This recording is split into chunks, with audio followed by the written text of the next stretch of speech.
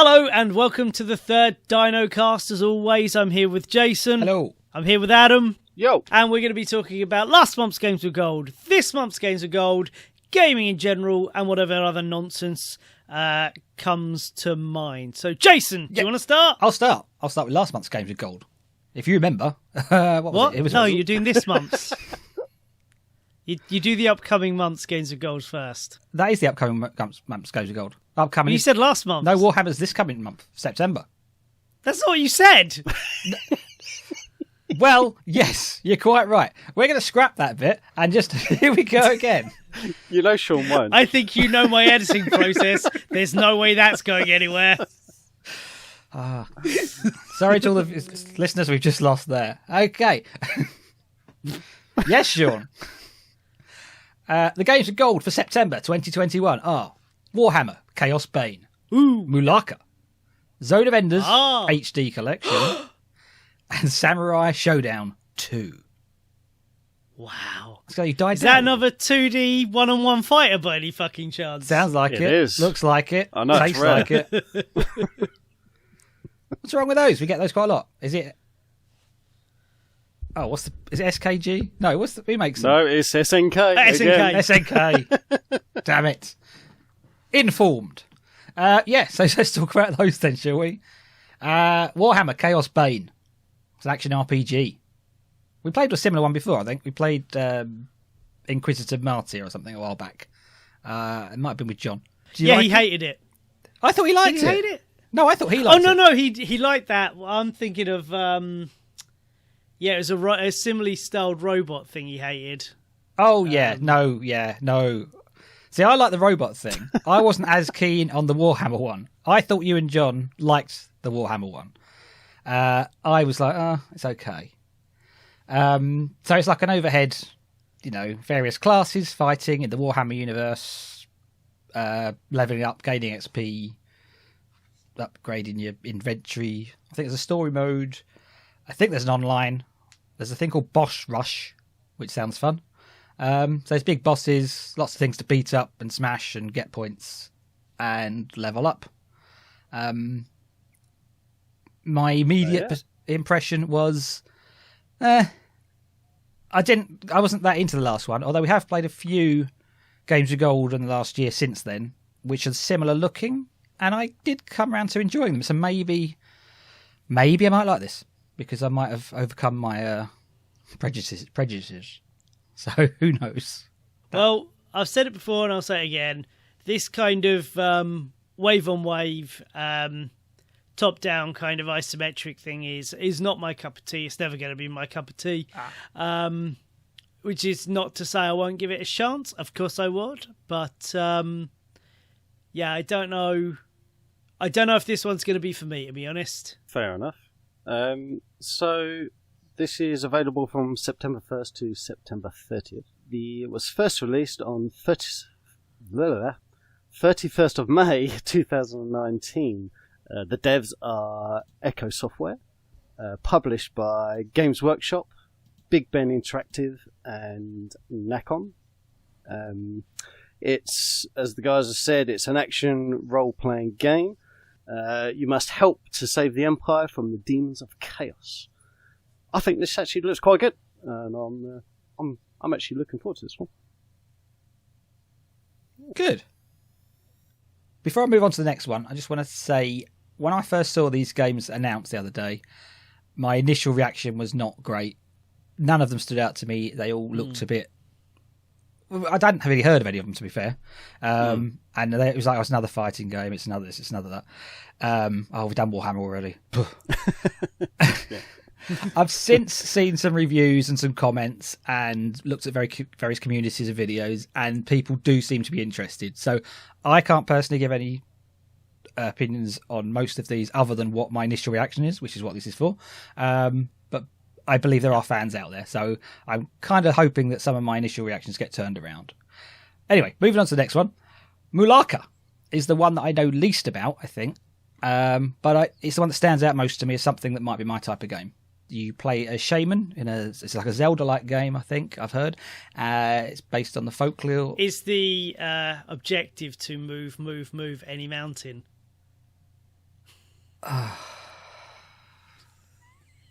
Yes, Sean. That's exactly what it is. Excellent. That's where we're at now, are we? Okay. 90s songs. That's where we've always been. Yeah, I know I haven't moved on in the last 25 years, whatever it is. Anyway, Mulaka is how I'm saying it. It's based on the folklore and mythology from northern Mexico. And it's got a blocky art style. It's quite colourful. You run around beating stuff up. Can you name the people?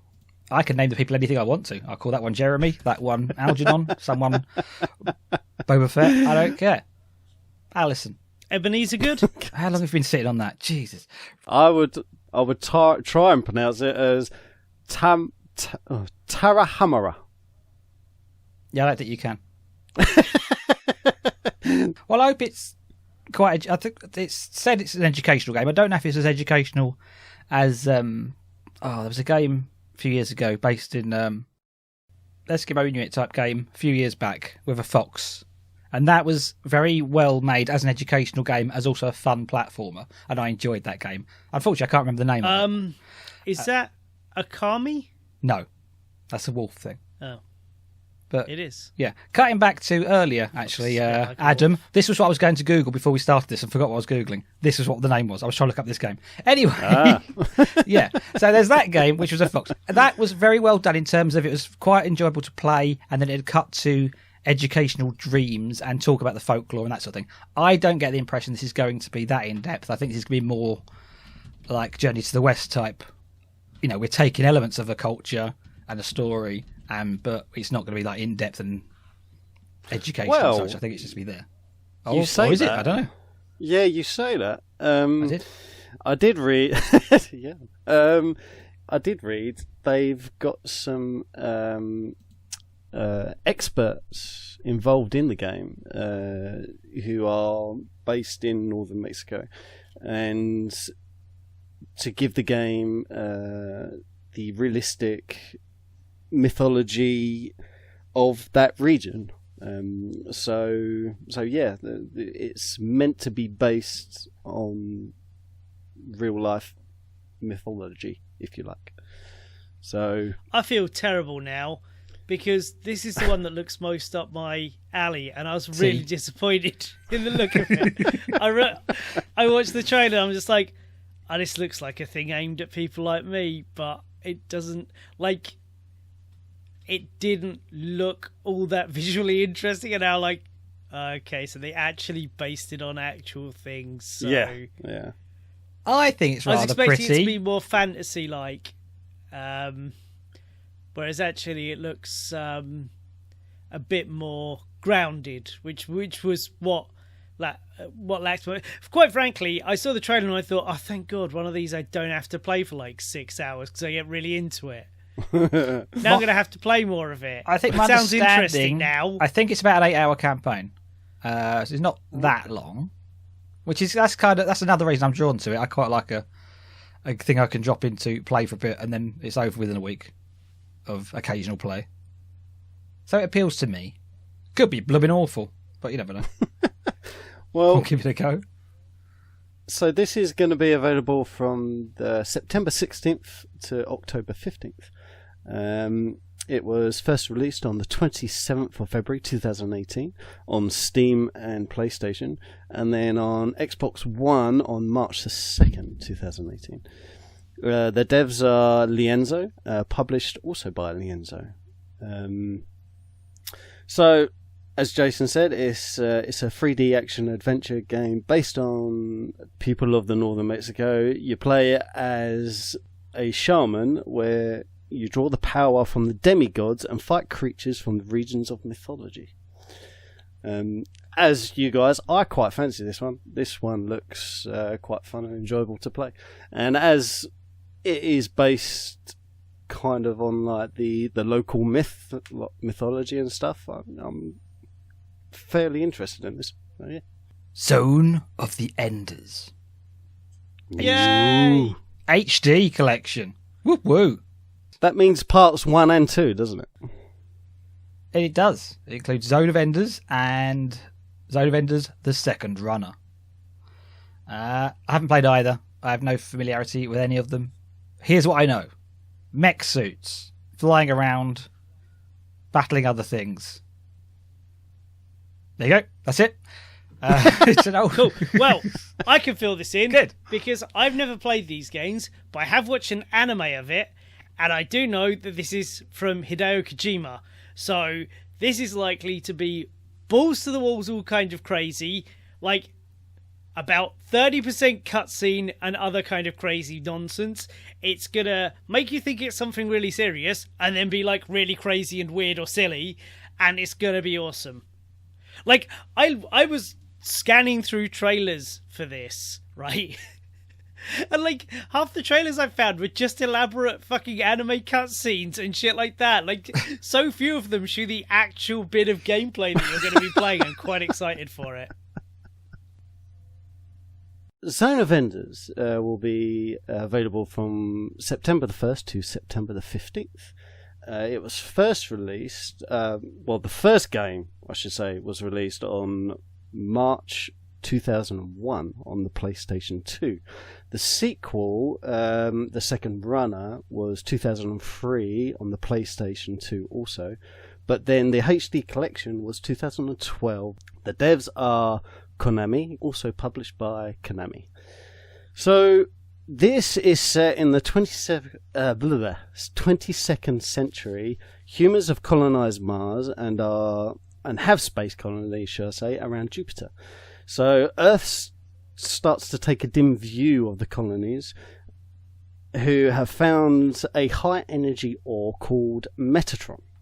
So they make some laws and taxes to exploit them and call them Enders. Until different groups rise up against Earth. The rebels have a new weapon called the Orbital Frame, a mecha which makes use of the Metatron tech. None of that meant anything. Don't pretend you understand what you just read. That was just a load of words stitched and glued and sellotaped together. I'll summarise. And you think it sounds Humans cool. are garbage. No, I'm reading a thing here. I've actually researched. It just says, pilot the orbital frame, Jehuti, and help the Space Force defeat the Banram forces once and for all. That is meaningless! None of that makes... The word help makes sense. You gotta help someone defeat someone else. It's just a load of words. To fans of the series, I'm sure they already know. What I just said they don't need to know. Humans have gone to Mars. They've gone to Jupiter. They're taking over. People are going, "Oh, we don't like you coming around here, stealing our jobs, nicking our ore. I'm going to build a big, massive robot and shoot you all." That's basically the plot, right? A little bit more in depth than that, but yeah.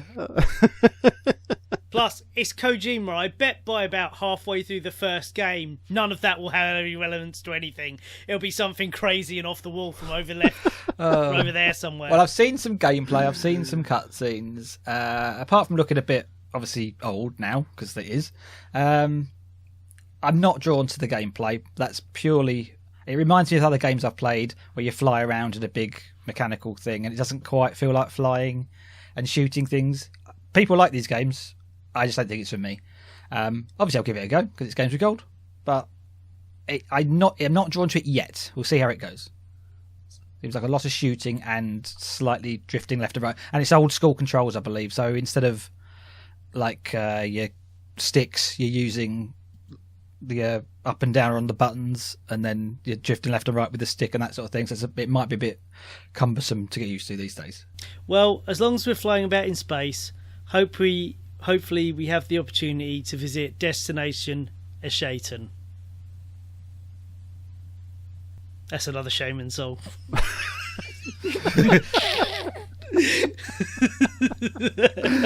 Please leave that deathly silence in that. All through Mulaka, I was scrolling through Wikipedia and discographies trying to find another reference. I gave up on that. And then you didn't do anything at the end of that, and I thought, he's moved on. He's fine. We're not going to hear any more of that. I'm sitting here thinking I'm going to make... I will never move on. Shaman references are forever, people. Well, anyway, that's the end of Zone of the Enders. Coming up with Samurai Shodown 2. It's a fighting game with weapons. Yes. So my notes for this one consist of it's a fighting game. There's weapons. It's quite colourful. There's a big fan base out there that like it. It got quite a good reaction from the comments. This was the other big game that people went, "Oh, Samurai Shodown 2. Yes, want that game? Awesome." It means nothing to me. Oh, yeah, no, yep. And it's another fighting game. I have enjoyed some of the other fighting games, but they're not. I think any of us think fighting games. Oh, yeah, it's fine for a bit, but we don't really go for them. They're not our main inspiration for gaming. So it's another fighting game. Probably has the core mechanics to get down. We'll give it a go. I'd vaguely heard of this one, but I've watched a bit. It looks like another one of these SNK fighting games we've been getting the last several months. As all the other ones, I'm sure I will blow through the campaign with a character or two, have an enjoyable time while doing so, and then put it to one side. Again, like as Jason said, it's not really my it's not one of my go-to genres. So it's much better said than what I said. Very good. Well, as people know from this channel, I'm not a fan of fighting games. However, I can tell you, if you are interested in this, it is available from September 16th to September the 30th. It first got released on 28th of October 1994. Ooh. Holy crap, yes. Devs are SNK. What was it originally released on? It's an arcade. I'm guessing arcade at that point. Guessing arcade.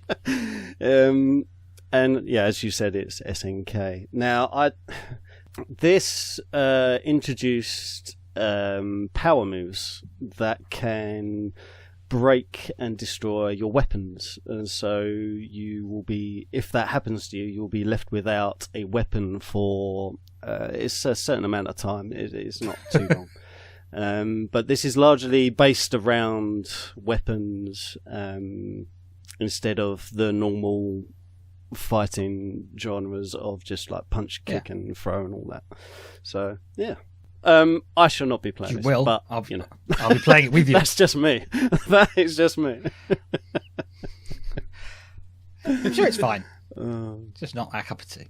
Moving swiftly back in time to last month's Games of Gold, we had Darksiders 3, Yooka-Laylee, Lost Planet 3, and Garou Mark of the Wolves.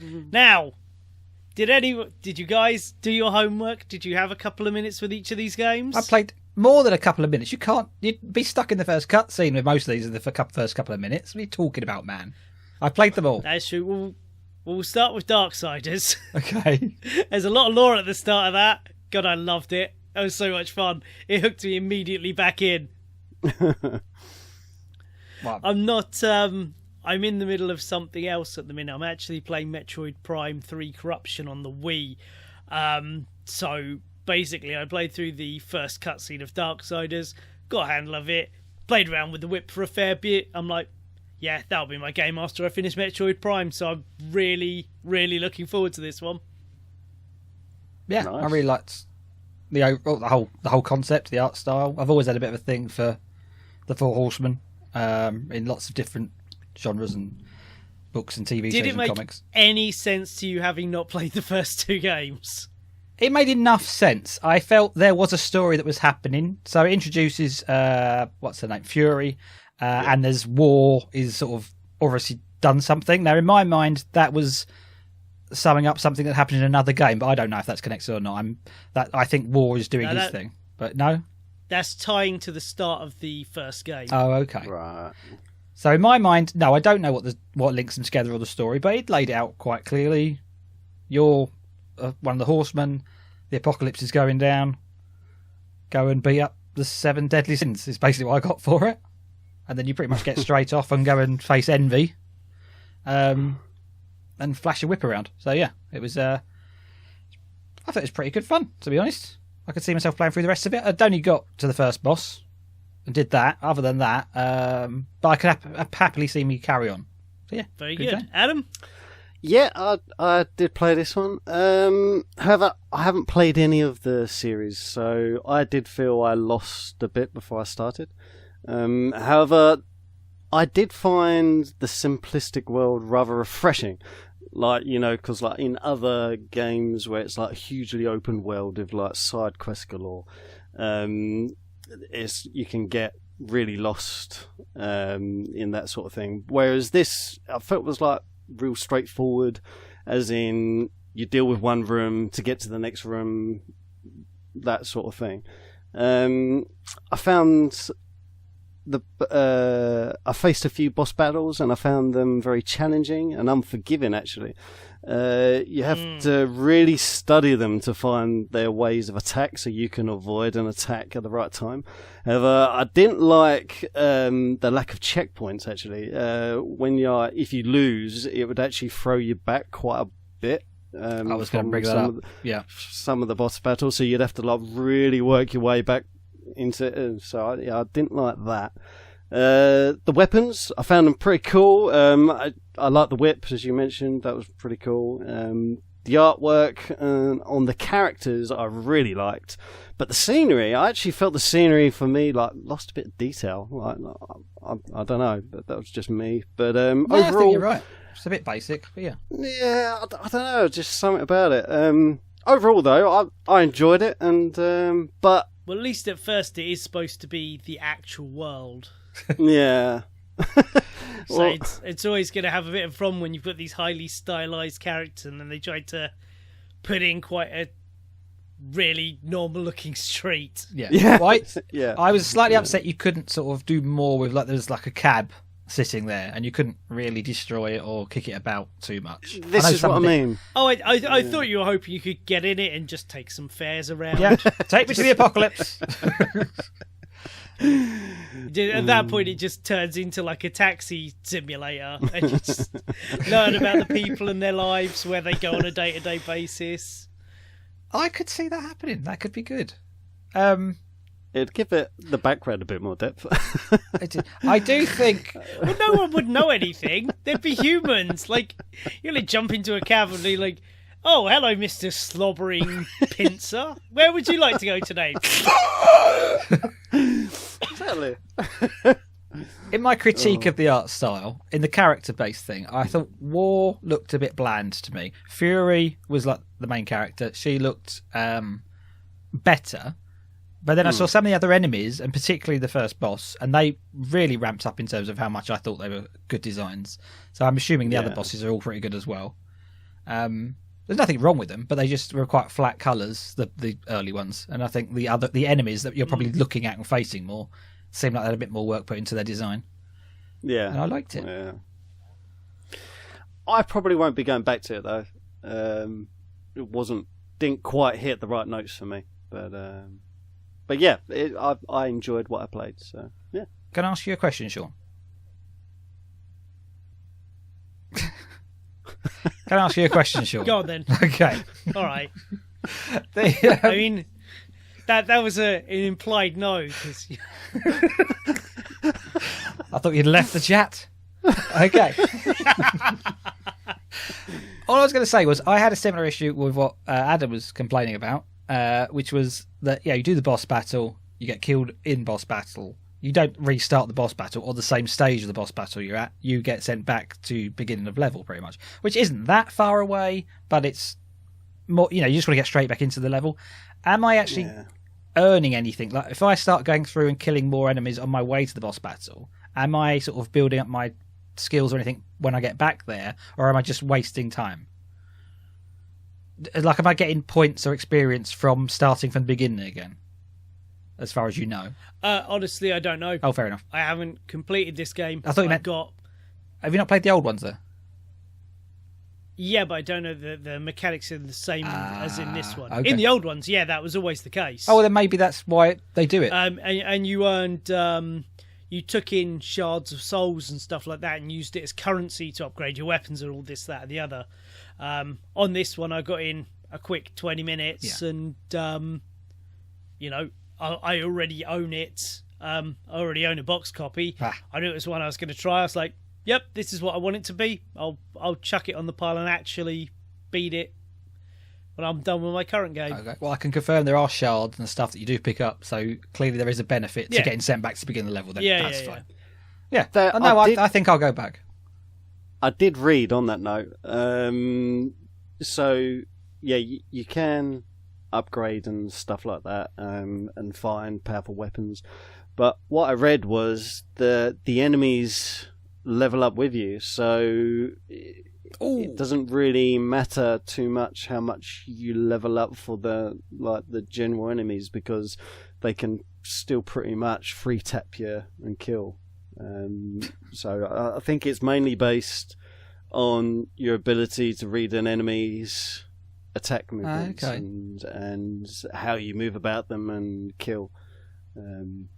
But yeah, there are other weapons and stuff hidden about that I've read. I didn't actually find any through what I played through though. But yeah, overall, I thought it was a fantastic looking game, and I'm sure people will thoroughly enjoy it. So yeah. How about Yooka-Laylee then? This was a surprise hit for me.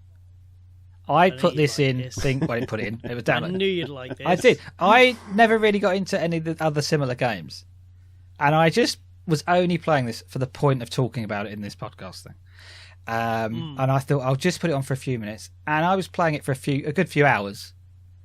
I like the puns. I like the colourful characters. I think there's quite nice designs there. It is very simple and childlike in many ways. It's bright and cheery, but you learn to explore. But there are there's some subtle little adulty jokes in there. There's I like the way you unlock new moves as you go. I like the way it leaves you to explore for a bit, and then it will tell you if you don't know it. It'll set you off on a mission, and while you're on that mission, you've got a bunch of other missions that sort of open up and say we can do this now if you want, or you can come back later. I like the fact you could there's a big arcade in one of the levels that you can start playing, and that's an old game. I had a lot of fun, but it's basically run around and collect stuff. But I quite enjoyed it. It was really a nice, charming game. Yeah, see, that was my thought. I thought the charm and the humour would take you, and I'm glad to hear that it has. It did indeed. Like the guys who made it from the team, they're the guys who made Conquer and Banjo and stuff, so they have a lot of the same kind of... You know when you played the original Fable? Yeah. You could tell that they'd grown up on Python and stuff like that. Well, these guys grew up on that, and then Bottom and the Young Ones and stuff like that. So it's like little touches of that kind of anarchic. Well, that's first of all, I was impressed with it's just called Hivory Towers. Well, that's a pun on it's a bee, and I really like the look of the bee. And then you look, and they live in like this shipwreck or something, and it's called the Batship Crazy. And then that's fun, and it's just lots of little things like that, and then little comments people will make, just elevate it a little bit more than a kid's entertainment piece of crap, basically. Yeah. Well, I'm totally with you. I love this game. It was absolutely brilliant when I started playing this. I thought I'd like it, but for me, this is like the kind of game like when I've had like a real bad day. I just want to come home and just play a nice, easy, fun game. This is it. Right. I mean, it's very much like a non-violent Assassin's Creed. Yes, I thought that. Yeah. You've got a massive area. You've got a load of things you can climb and traverse over and collect shit. Yeah, no, exactly. I actually found the puzzle solving like really nice. It wasn't too difficult. It wasn't too easy. It was just right, you know. And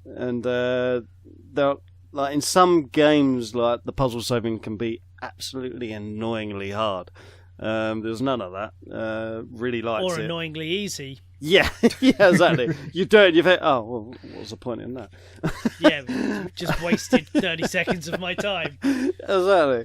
But the characters, the storyline, cute, fun, the graphics, bright and colourful, all round, joy to play. And I'm 100% going back to this one. I'll be playing a lot of this one. I'm really pleased. This is one that I helped kickstart. So, thank you, Sean. I've had this for a very, very long time, and I was really happy with the team behind it. They've released a sequel that was for a while on Game Pass as well, called Yooka-Laylee and the Impossible Lair, which is a taking more of an inspiration from the Donkey Kong Country 2D games that Rare made back in the day. It's one of those. But yeah, I really liked Yooka-Laylee. I thought it was charming and fun. It's one of those games that kind of hit my limit of the, all right, I'm a bit bored of the collecting thing, I'll play something else, and then you can come back to it. It's almost like playing it fresh again. You're like, oh great, well I had my fill of it, I've gone away, I've come back to it, and now it's just delightful again. So yeah, I really like it.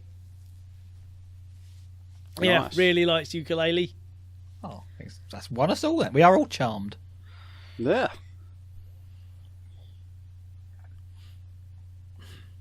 So Adam, did you complete Lost Planet 3 yet? I haven't yet, but I am probably about halfway through. Did you complete Lost Planet 2 yet? I have. Ooh. Oh, yes. I completed Lost Planet 2 before I started Lost Planet 3. For those of you that tuned into my video of Lost Planet 3. I did. I did. Oh, that's good then. That's very good. So, yeah, Lost Planet 3 dives back into like a more single-player mode type of game. The Lost Planet 2, I felt that was very multiplayer kind of based. This one, the storyline is really great. It's really sparking my interest. I won't spoil too much of it, but you're replacing one of the other mech drivers that got lost on mission, and as you join up with the team and you start playing through, you find her and you find out what happened, and there's this whole war that starts to brood. So yeah, it's a prequel to the other ones, and it leads up to the first game, and this is how the whole war started basically. And yeah, it's very good, very enjoyable. Yeah. Did you guys play it? As the perfect period for you to go, and then I'm going to play the first one once I finish this. Well, yeah, it'll lead me right up to the first game. So yeah, no need. You need to wait for it to come out on Games with Gold.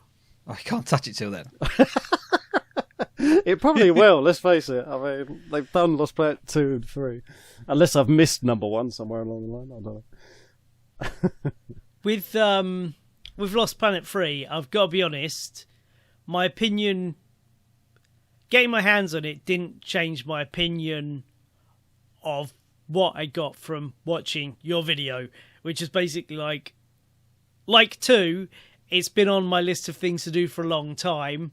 I really like the first one. I am quite looking forward to getting a point where I've got a slot where I can play 2 and then play 3, and I'm sure I'll thoroughly enjoy them both. But yeah, it's I like this. I've always liked the series. I've always meant to go back to it, and now that I've got both the sequels sat handily on my Xbox, it seems like a good time to do it. Yeah, man. Yeah, cool. Jason, I think I like 3 more than 2. I think. Okay. I was immediately grabbed by the music in the opening cutscene. Oh yeah. I think the graphics hold up very well. It got like an alien vibe from it. There's great atmosphere. I like the way the characters interact with each other. I found that sort of whole world building of the group and how they work together, and so it reminded me a bit of Alien and Aliens, that side of thing. And obviously you've got your big mech suit thing and that sort of thing, which incidentally, for a person who hates first person games, the mech suit thing you use, I know it's got a proper name but I can't think what it is, I found that worked really well. I felt like I was in a suit, doing all the stuff, and I enjoyed it. I didn't get much further than you did in your video, but I think that's far enough to give a judgment on it, and I think it's a good game. I went a lot of collectibles. I found a lot of collectibles. I spent my entire time running around collecting things, which was basically how I spent a lot of the Arkham Asylum game. Those ones running around, like, there's one there, there's one there. Pick up. Oh, it's a sound log. So I was doing that for a long time. No, I quite enjoyed what I've played so far. I got a good kick out of it, and I think I'll go back and finish it. Good game, nice. Good game. Good game. And finally, for last month, Garou, Mark of the Wolves. I have something specific of note that I really liked about this. It was one of those where you're sitting there and you kind of like, you do a double take. Because I'm like, I pick a character, he looked a bit kind of gothy and a bit metally. He had quite long clothes on, really long hair, attacks by kind of slashing with his claws. I'm like, okay, cool. So I'm like playing and I'm playing. And I get about...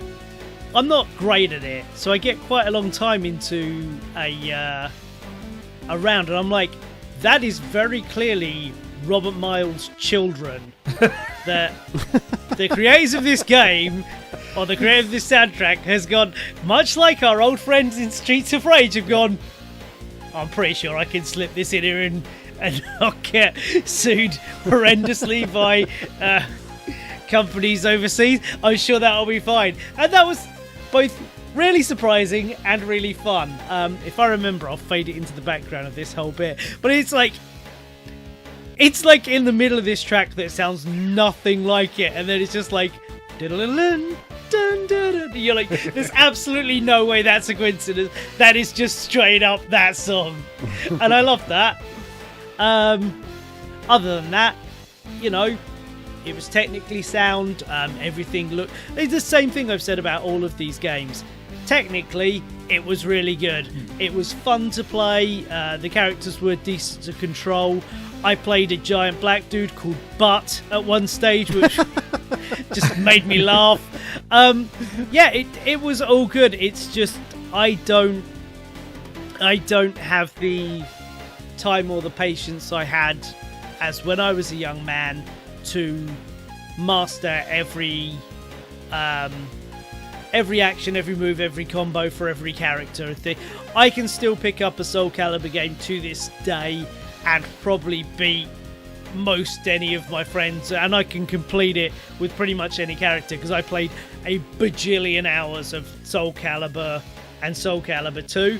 So, and the games and the characters are largely the same, but I just don't have time to sit down with a new one of these games. You know, I'll sit there, I'll try a Hadouken, I'll try doing like the Chun-Li's bird kick thing, all these, you know, standard moves, you know, back punch, forward punch, see what it does, figure out a couple of moves, and that's about the extent that I'm going to spend with these games, just because I just don't have the time to master them anymore. It's not remotely a knock on their quality. I think they all look stunning. I think they all handle really nicely. I just don't have time to get good at them. Well, I mean, I am a young person, so, you know, obviously I've got plenty of time for this these days. But no, seriously, I'm not an expert in fighting games. We've covered this earlier. I can tell you that I can button mash and hit as many random buttons as I want, and I can win rounds in single player. The attacks feel good. It looks good. It looks very reminiscent and sounds very reminiscent of old fighting games. I've got no complaints, but it's another fighting game. If you like that, great. Thumbs up. I take it you didn't happen upon another different 90s dance classic during your playthrough then? I did. I'll be honest, I picked the first character it selects for me to see, and I thought I'd see how this goes, and I thought I've probably got a good idea of how this plays after a few rounds with that character. I was playing the campaign mode, so I played a few various different fights through that. I thought, I can see where this is going. I have no complaints at all. It's a decent game. I'll play it a couple of times, but you know. something I did want to highlight, I quite liked, as I got further into it, I got beaten because my basic attacks were not getting through.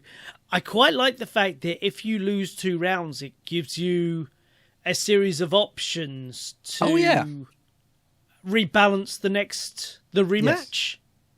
So there's like, you can take them down a level, you can start the game with a full power bar, I think was one of them. A couple of things like that, which I thought was pretty cool. Yeah, I didn't do any of that, but I appreciated the effort. No, absolutely. I like to play things fair. I didn't play much of this, as you can imagine. I did give it a go though. As I said I would. As I can tell, it's a pretty good fighter game.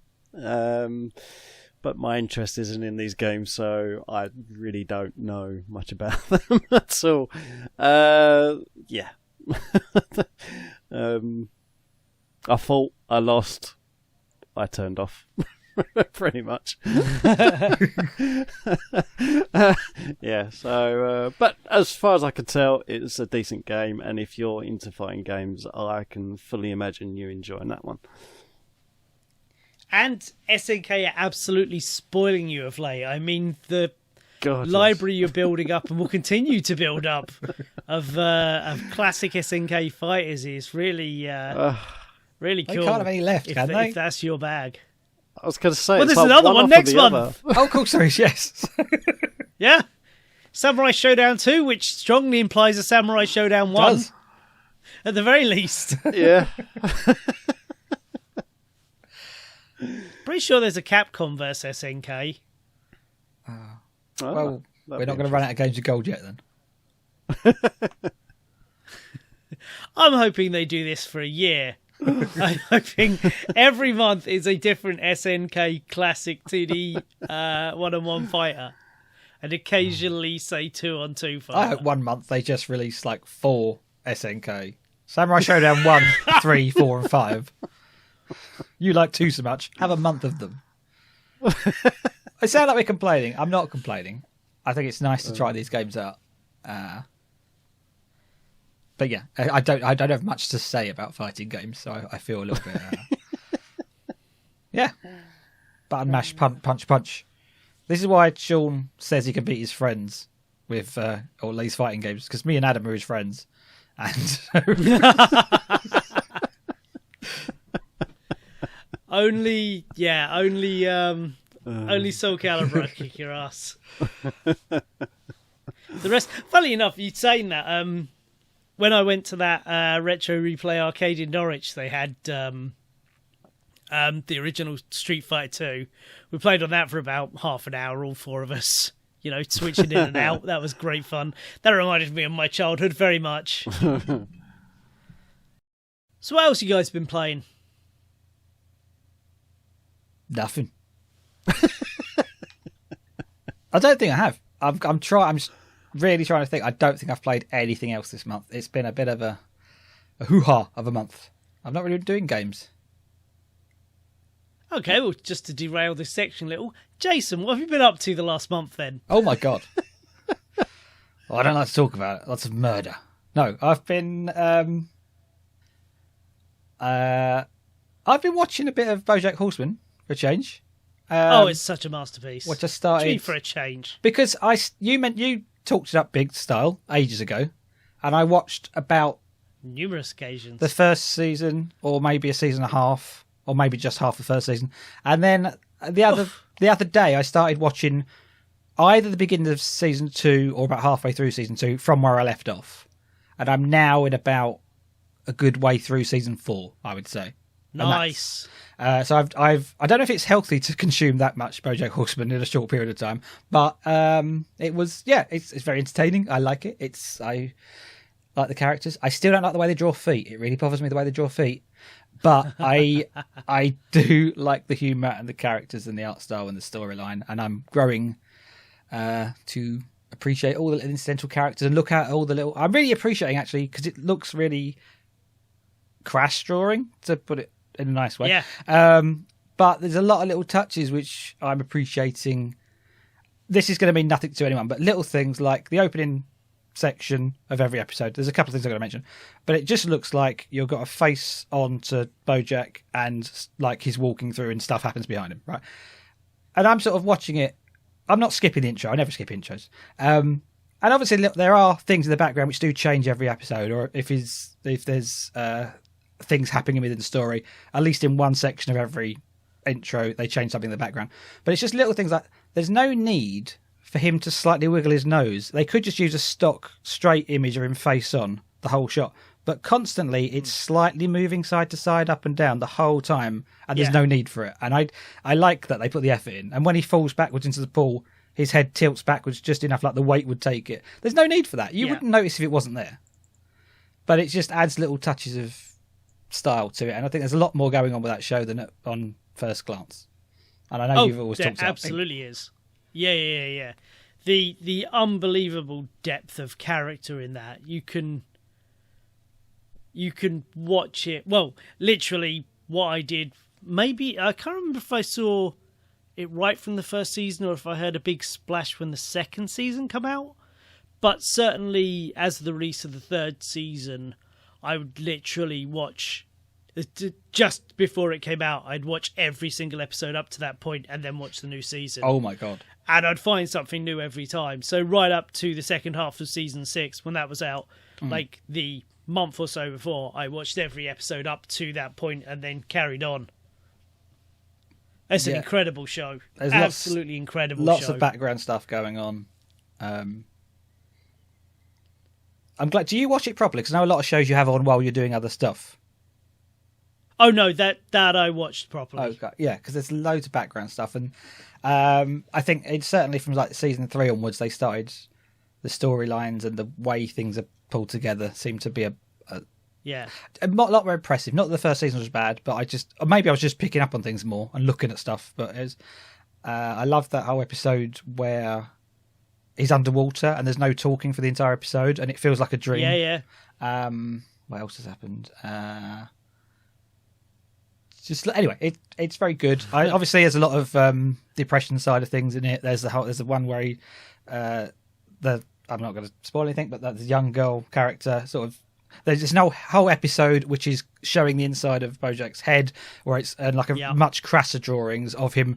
His voice is in his head telling him how crap he is at life and he's terrible and he can't do this. And then at the end of the episode, the sort of girl turns to him and said, basically, I'm going to badly say this, but this is just like a teenage girl thing, and you grow out of this, don't you? And he just turns to her and goes, "Yeah, sure." And he's had the entire episode just berating himself, though, the whole thing. Mm-hmm. So it's not a cheery thing. So good.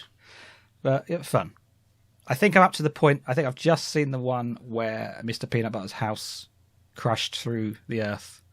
I think I might either just watch that one or the one after that. So that's where I am if you're trying to place it. So don't spoil anything. Have you... Mr. Peanut Butter is one of the best characters in that. Because if you... With a couple of exceptions, if you look at that character, all you're going to see is Bojack's arsehole mate fake friend who likes to piss him off and just leads this charmed life. But the more you look at that character, if you rewatch the show, there's so many layers and so much depth to him that he is absolutely a phenomenally well-rounded character. And he's in the background through almost the entire thing. Like, he has whole episodes dedicated to him, and those whole episodes are the fake the persona him rather than the actual him. It's so cleverly interwoven. Also, there's an entire goddamn season arc of him buying spaghetti strainers that I won't spoil. But it's the funniest fucking thing they ever did. Well, they keep building up all the way through. Absolutely killed me. That was it's about 3 character subplots and it all intertwines into this one ridiculous thing. It's so great. That was fantastic. And I agree. In the first season, Curb Your Enthusiasm. I will quite often point to the bleak and very real emotional traumas that are brought up through the art of comedy, but also it's really fucking fun. Like, what's his name? Adultman. Like, Princess Caroline is dating 2 kids in a trench coat for like a season and a half. I'd forgot all about that it's character. So good. I think his name's Jake Adultman. Yeah, he appears in the. So good. So Jake Adultman was a big thing in the bit I watched before I sort of took the break, and then he's not appeared since I started watching again. So I totally forgot about him. And you're right. In the first season, I thought Mr. Peanut Butter was just this very annoying character who's nothing going on, and then he's now becoming like possibly one of my favourite characters, if not my favourite character. He's a people pleaser. He's just trying to live a good life. He is. He is a genuinely good man. He is a good boy. He's a very. Oh, and that's the other thing. I love the fact that they're all. A lot of them are animals. And it's not really commented on a lot, but then suddenly it is a big part of their character, and they act like dogs. They act like a cat. They'll act like a bird. Like the bird characters are humanoid, but they can still fly. And the dogs will react like you say Mr. Peanut Butter is like a Labrador. He's a Labrador, isn't he? Yeah, he's Labrador. And he will act like a Labrador does. Yeah. No, great show. I will carry on. It's my current thing I'm watching all the time. I think it's not even in every episode. It's like in a couple of episodes, Princess Caroline's phone has this jingle. And it sounds like it's a thing. And it took me years because I couldn't hear what it was saying and this sort of thing. But it's actually a song from Cats. I eventually found out. Like tiny little things. And it's like maybe 5 seconds in the background because it's her phone ringing. Yeah. And it's just, it's just a wonderful, wonderful show. I'm enjoying it immensely. I'm going to guess from Adam's silence he's not watched it or has died. I haven't got a clue what you're talking about. So I thought I'd just let you two go with that one. Bojack Horseman is an animated series about a horse who was an actor in the 90s. Voiced by Will Arnett. Yes. He was an actor in the 90s and starred in a show called Horsing Around where he plays... Is he an adoptive dad to 3 human children, I think? Yeah. Yeah. Yeah. And it's now 20, 30 years later or whatever it is, and his career's not going as well. Yeah, so he's still rich and famous, but he's not getting the roles. He's just famous for the thing he was in 20 years ago. It's wonderful. It's really wonderful. It's on Netflix if you have Netflix. It is one of the best TV shows. In my opinion, it's one of the best TV shows of all time. It's up there with The Sopranos and Breaking Bad for me. I think it's an absolute fucking masterpiece. Oh, okay, I'll have to check that out. I suggest you do. Something else. I've got to be honest. Yep. I will give you a pass on not playing games. If that's what you've been doing the last month, I'll give you a pass on not playing games. That is better than playing pretty much any game. You got a pass. I'll remember that for the future.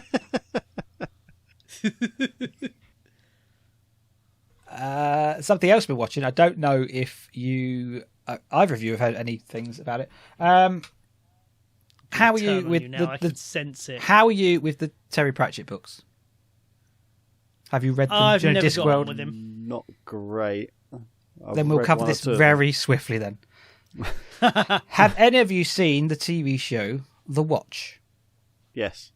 No. You have? No, right, what? The Watch, which is based on the Terry Pratchett books? Or a different watch? Yeah, I've haven't seen all of it. I've seen a bit of it, like in passing. I keep meaning to watch it all, but but yes, I do know what you're talking about. Yes. Okay, right. Well, to briefly summarise, Terry Pratchett books based on, they started, I would say, like a parody or a more realistic setting in a fantasy universe. So you have the big fantasy universe novels, and this was taking supposedly more realistic, grounded characters, humorous characters, putting them in that world, how they might actually act. And it started off, so the Discworld is a flat planet, rests on the back of 4 elephants, which rests on the back of a turtle, which swims through the universe, and that's not important. first or second book, that sort of they explore it. That's all covered. After that point, it doesn't matter. That's just the setting, and it's then after that, it's just characters, and it's mostly about characters and setting, and magic, and what you would do if there was wizards and barbarians that have to retire because they didn't get killed, that sort of thing. Trolls wandering around. It's that sort of universe, but it's set very realistic and humorous. Anyway, they've made a new show, and I am in two minds about it because it's one of these things whereby, as a standalone series, I quite enjoyed it, but as an adaptation, it's very questionable, and I don't think it's true to the books at all. But because there's like a big crossover of certain characters and points and story beats, it's like it keeps reminding you of the books. But if I hadn't, I'd quite like to see, if I was going to watch actually, if there's someone out there who does review shows and you've never read any of the Terry Pratchett books, watch this show, because I'd quite interested to see someone's opinion of it who's never read the books, because I think it's quite a good. I like the way they've designed it. The set design has gone quite punky. There's still like goblins and stuff and trolls and all that business, but it's not very like Fable type universe. It's like if you take the Fable universe, but then you've gone on to Fable 3 very quickly, and everything's evolved quite a lot, and then you've added in elements of Earth in the 80s, 90s, that sort of thing. It's a bit, in some ways, cyberpunk, but not really. They've changed the characters up quite a lot. That's actually why I disliked Fable 2, because it made that harsher jump. Okay. See, I never minded that, but then I wasn't as keyed in, I suppose, tied into it. Whereas, I never particularly got into the design of the other Discworld films they made, which are probably more true to the book design. So I like this, and they've made various changes. Like some of the characters have changed sexes and that sort of thing, and they've deleted some characters. So I'll just summarise this series, because we've not seen it, so there's no point talking about it too long. There are various different subgroups of the books. So you have the witches, you have the City Watch, you have the wizards. These are all like, they have their own books, but they do cross over a bit.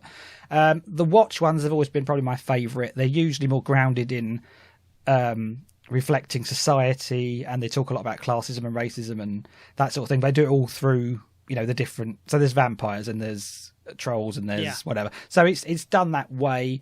There's like a lot of talk about.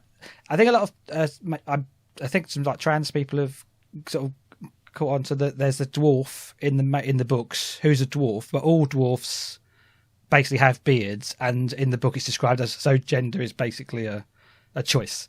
As the books have evolved over time, I think that's become a much bigger deal, because the dwarf who leaves the mines and goes and joins the City Watch, Cheery Littlebottom, is essentially a female dwarf who looks male on the outside, and as this thing progresses, she becomes her own person and expresses the more female side of things.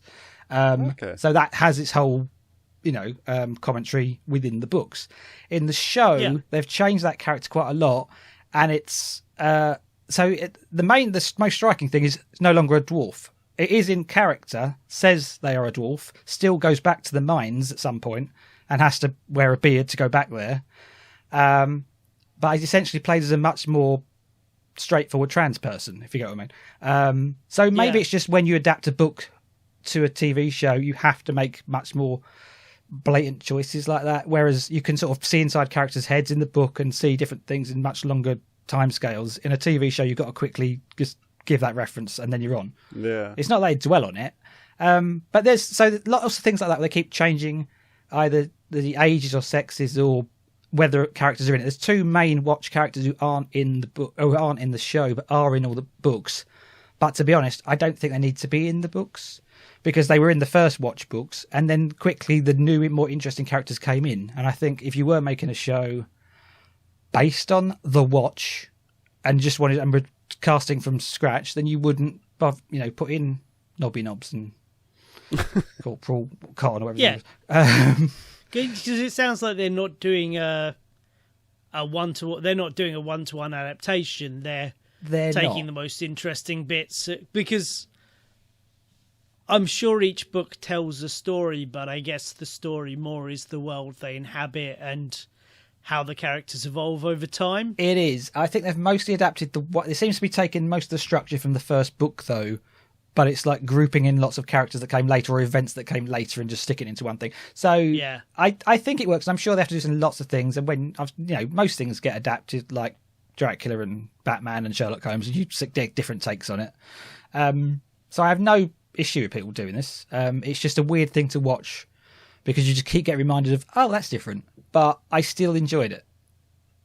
So if they make another series, I'll happily watch it. You say Batman, that's kind of what watching any comic book movie is like to me. You have to park the side of you that's read every Spider-Man comic and understands Spider-Man is one particular way. You're like, okay, so now he's now he's Tony Stark's protege, and that's That's he was the thing. invented before Tony Stark, but it's fine. Great. He didn't invite. Oh yeah, the web shooter tells him what to do. Does he?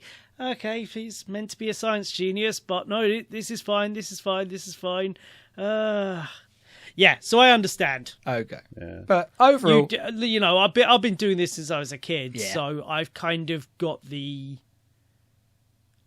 my mind has that separation between the thing that I know is the thing and has been the thing the longest in an adaptation, whereas not necessarily other people have experienced that as much. But just a weird thing is, so they've changed the patrician, who's like the ruler of the city, to a woman. And to me, that was instantly...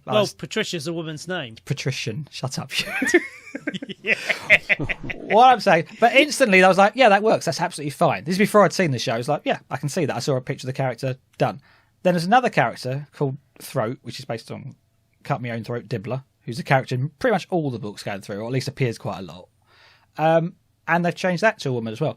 And my instant reaction was, no, you can't do that. And I don't know why I felt like that, but it was just, I was so against it. You cannot do that. And obviously I watched it, and then by the second episode, fine, doesn't matter. In this universe, It's fine.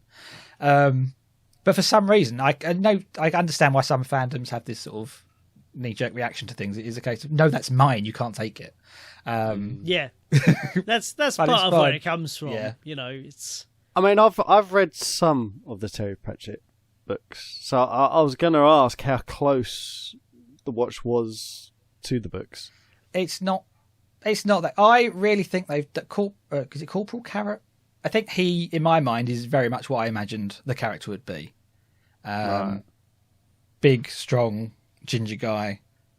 Was raised by dwarves, thinks he's a dwarf, but he's actually supposedly hinted at that he's an heir to the kingdom or something, but that's never really talked about.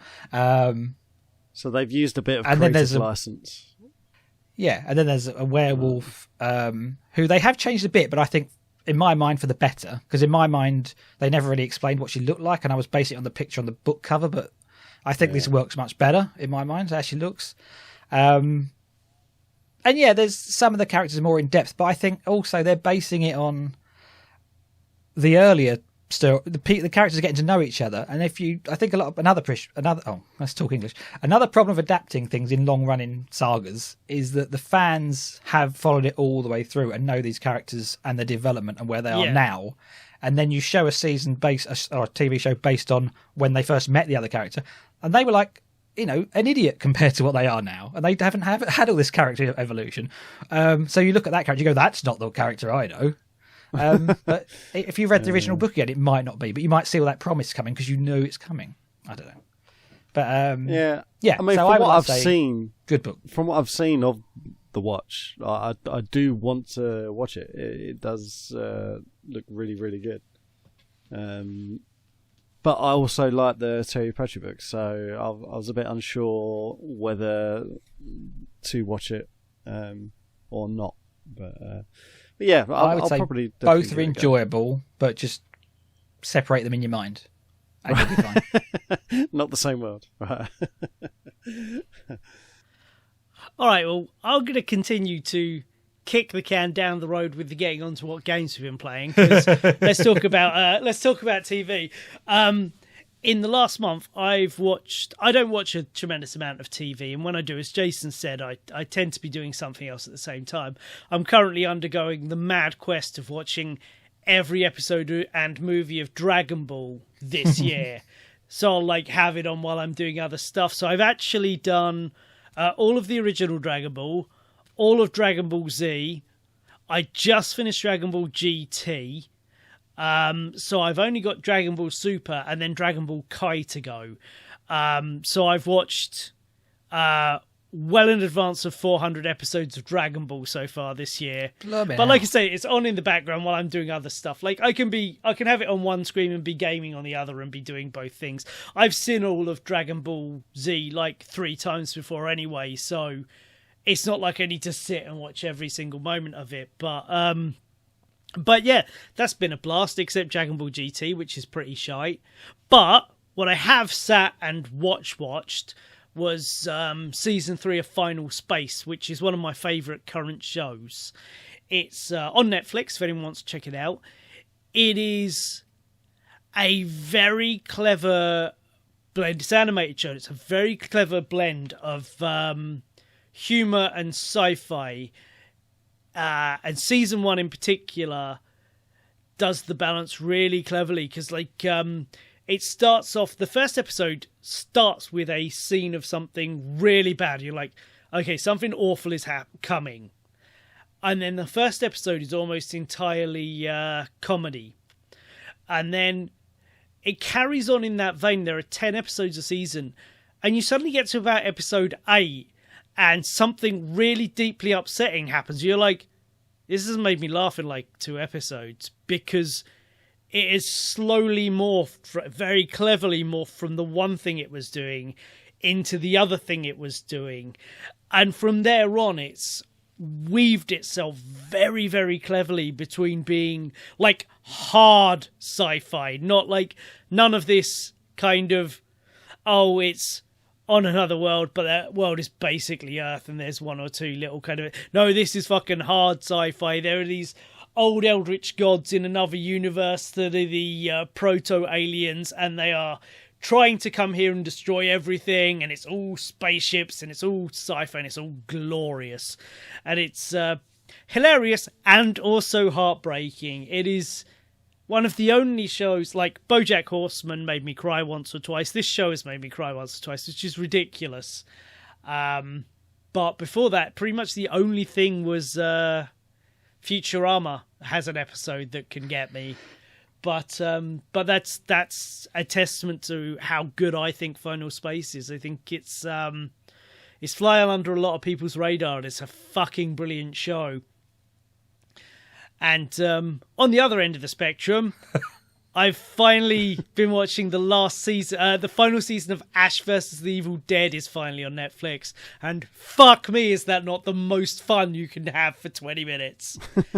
It's like just ultra violent, gory horror comedy. And it absolutely slays me. I've got 1 episode left to watch, and I cannot wait to watch it tomorrow evening. It's fucking phenomenal. I think when it's done, I'm going to sit and rewatch the whole thing. It's so good. Awesome. Have either of you guys come across that? Do you remember the Evil Dead movies?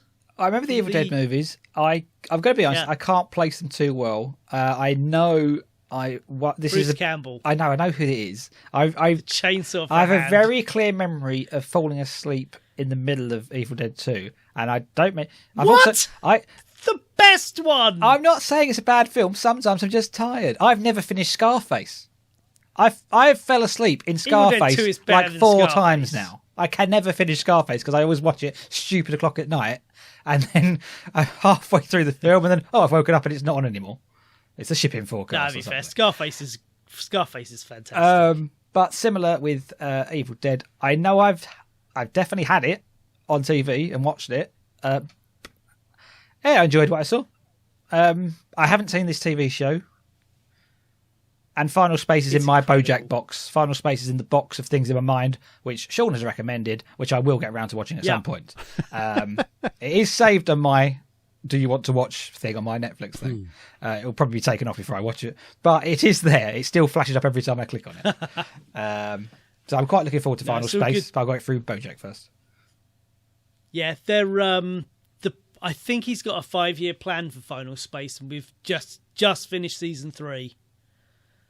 Nice. So yeah, really looking forward to how season 3 ends on a hell of a fucking cliffhanger. Yeah. So good. I'll get them I in know, 3 years. I They know, tell I what know, I know. happens.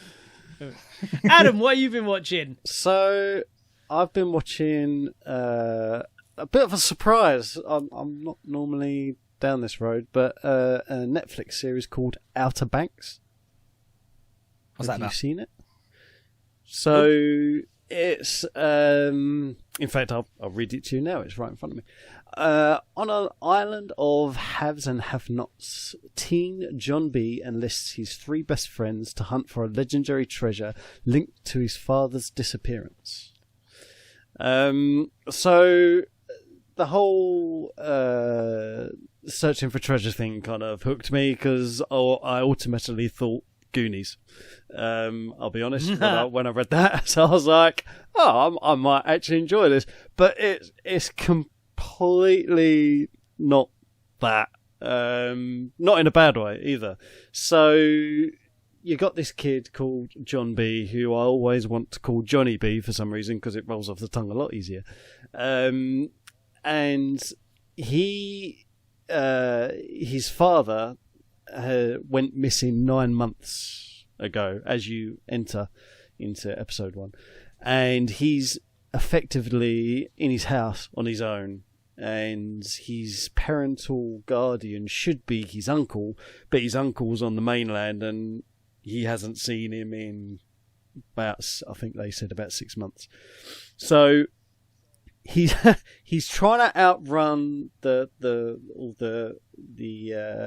child, because I should say they're 16, by the way. They're all about age 16. I'm looking at pictures here. They look in their mid-20s to me, but anyway. Well, yeah, they do. Very when you attractive, see them, well-built mid-20s to when you see them, lookers. you think you are not 16, but yeah, that they're meant to be 16. So, so the child agencies are obviously after him, and they're after the uncle, but he keeps saying, "Oh yeah, I spoke to my uncle the other day. Yeah, no, he's fine. Yeah." But so he's trying to avoid them while still outright saying that his father isn't dead, he's just gone missing, but the whole island is telling him that no, he died out at sea, he's dead, move on. He has his 3 friends, and they're all from the poor part of the island.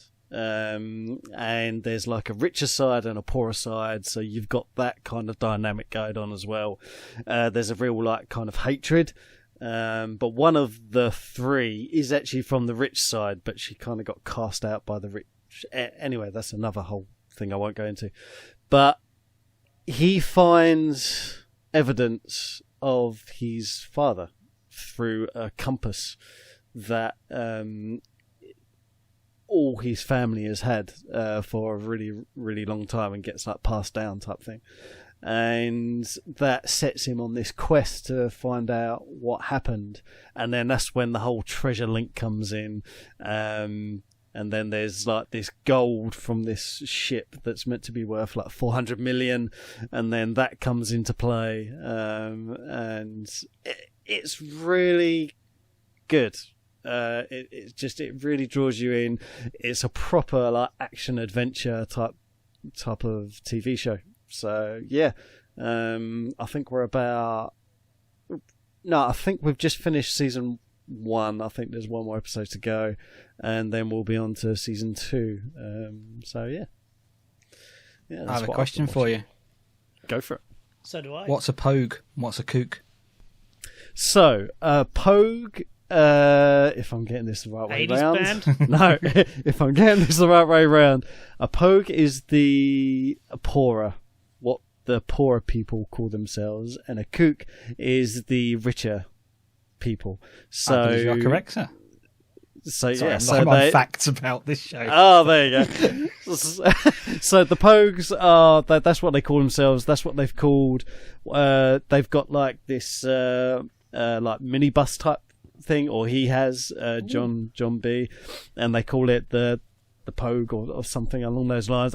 Poguemobile. I quite like the idea of owning one of these like minibuses. I think I mentioned it to you, Sean, actually, in one of the Borderlands series, because there was one in the Borderlands series, funny enough. But yeah, it's just like this minivan that's quite cool that they drive around in. They've got he's got a boat as well, because part of his job is to clean and help out one of the rich person's boats. Like, he does the maintenance on it, and then one of the girls, or one of his daughters, he's like really interested in, but she's from the rich side, so not allowed to. And then that whole dynamic comes in, the whole Romeo and Juliet thing, and all that crap. So yeah, you can tell I'm not really interested in that side of it, but it really throws in a lot of dynamics, and I won't spoil it at all, but I really didn't see who was the bad guys and who were the good guys straight away. It really threw me off. So yeah, definitely watch it. It's a very good program, and it will surprise you. You'll get drawn in. It's good. Cool. I was just going to ask, is that a Netflix original, or is it on a US station? I believe it's a Netflix original, I believe. It's definitely one of their series. I think it's definitely one of their series. In fact, they're talking about possibly cancelling it, so that's why I'm looking at it now. Did read that. Yeah, I did read that about season 3. I was like, come on, you can't do this to me again. Well, they fucking did it to me with Glow. We're going to make a season 4. Oh, fantastic. The last one ended on a delightful cliffhanger. I can't wait to see the end. Yeah, I've cancelled it. I think every season of Glow ended on a place where it could end, though, I felt. Although they're like cliffhangers, they're like acceptable cliffhangers, I would call them. Like the end of Back to the Future, the first one. It's a cliffhanger, but you accept that could be and more happened after. I agree, but it felt like the end of season 3, at the very least, like, emotionally was very unfulfilling as a finale. Like, they just set up, like, you could see why they did and why the women were going in the separate directions that they were going, but it didn't feel like a resolution to their arcs. It felt very much like you could. I don't necessarily think I'd love a season 4 to cap it off, but it needs like a movie or just an hour special or something just to. It just feels a little more unfinished than the ends of season 1 and season 2. Okay. To me. To you. To me. I should, as this is primarily supposed to be a video game podcast first and foremost, I should probably mention that I've watched 2 video game related movies in the last week. Yes. I watched Guns Akimbo, which is Daniel Radcliffe in a low budget, hyper violent action movie where I saw a trailer on that. Yeah. Oh, it's super fun. Basically hitmen and women, hit people, go around and they have to kill each other and they rack up points, and it's all doesn't he have the guns bolted to his hands or something? He wakes up with guns bolted to his hands. He literally wakes up with guns nailed into his hands. And it's not like a normal thing where it's not just like, this makes me angry, I'll shoot everyone. It's like, and then like he goes to like open a car door and he can't quite get his hand into the thing. It's like, oh, that really hurts. It's so good. It's really, really this funny. This is the way I was looking at it, because I saw that and my first thought was, how does he wipe his bum? How does he use his phone? Yeah. It's like basic stuff. Yeah. And it does it like it'll leave it for a little while and then come back and he'll just be trying to do something really obvious that he can't do because he can't move his hand. I did hear that Daniel... I heard it was a good movie, but I heard Daniel kind of carries it a little bit. Oh, yeah. No, this absolutely feels like a movie. It's like I have this thing in my brain I'm sure everyone has this thing. Like, I have this ability to see certain... Like, okay, so I'll explain it better. Jason Statham. Please do. I don't go to a Jason Statham movie to see Jason Statham play Lee Miller, the butcher whose wife is killed and then he needs to go. I go watch a Jason Statham movie because I want to see Jason Statham kicking a load of dudes' asses. And sometimes act very well. I do think he's a good actor. But mostly... I go to see Jason Statham to watch Jason Statham. It's the same with The Rock. It's the same with Arnold Schwarzenegger. I've seen every single Arnold Schwarzenegger movie numerous times. I believe I own every single one on DVD and Blu-ray.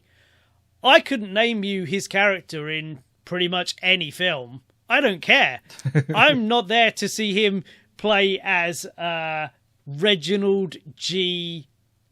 Smith, that's the one, yeah. Taylor, who goes into work one day and helps measure a suit, and the guy whose suit he's measuring gets killed, and then he goes, no, I just want to see Arnold Schwarzenegger running around with a big gun, preferably trying to prove his innocence by murdering like 80 drug dealers. That's what I'm there for. So to Daniel Radcliffe, like, I went into this, I'm not a big Daniel Radcliffe fan, because all I've really seen him in is the first 4 episodes first 4 movies of Potter? the thing Harry he was Potter. in. Yeah, Harry Potter. Yeah. They were terrible. I don't like any of the movies I saw, so I stopped watching them.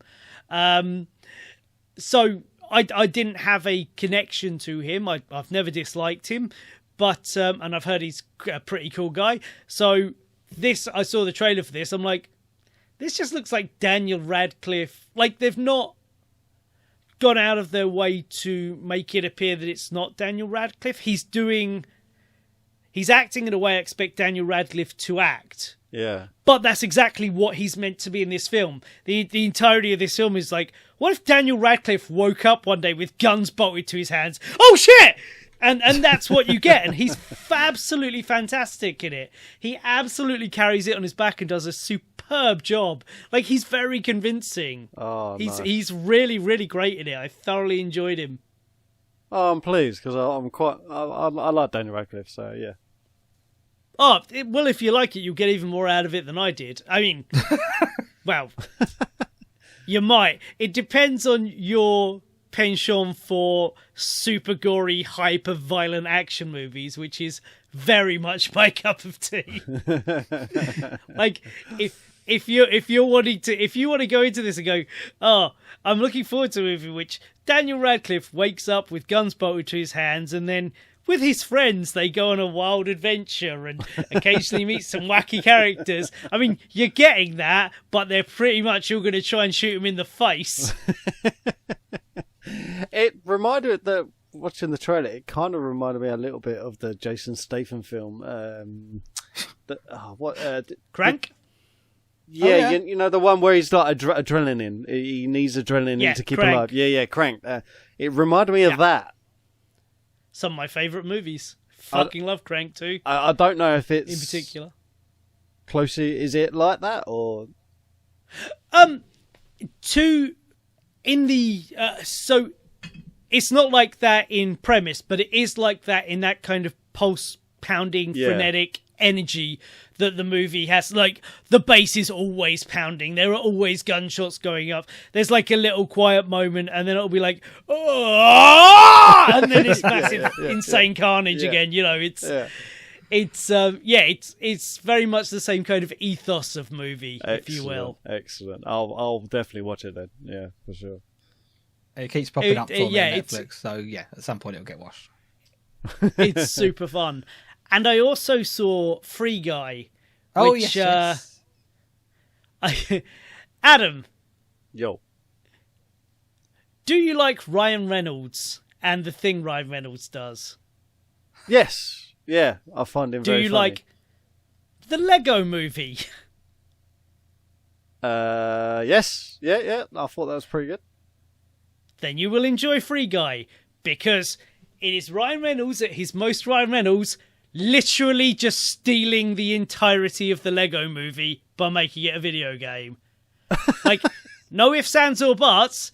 It is incredibly blatantly the exact same movie. But I like both of those things, so I had a whale of a time with this. It's much, much, much funnier than I thought it was going to be. It's a complete piss take, in other words, and yeah. Oh, absolutely. Yeah. It's super fun. There are, if you look closely, there are a lot of, there are quite a few. I wouldn't say there are it's not inundated, but there are quite a lot of other video game references in there as well.